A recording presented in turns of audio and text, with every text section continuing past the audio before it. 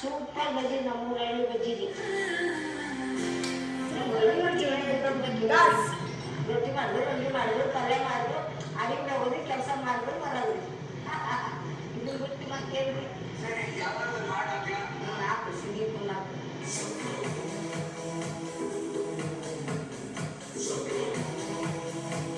ಬಡತನದಲ್ಲಿ ಹುಟ್ಟಬಾರ್ದು ಹೆಣ್ಮಕ್ಳು.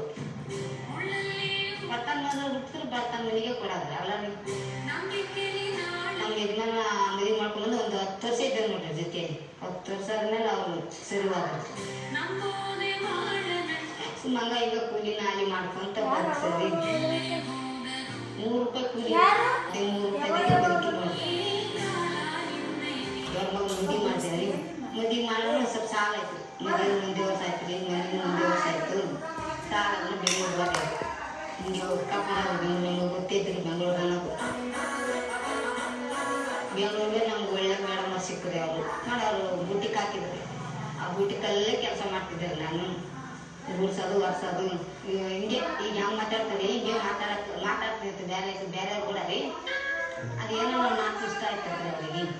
ಅದು ನನಗೆ ಆಗಿ ಸ್ವಲ್ಪ ದಪ್ಪ ರೀ. ಲೆವಂಟಿ ಏನಕ್ಕೆ ಬರ್ತಿಲ್ಲ ರೀ.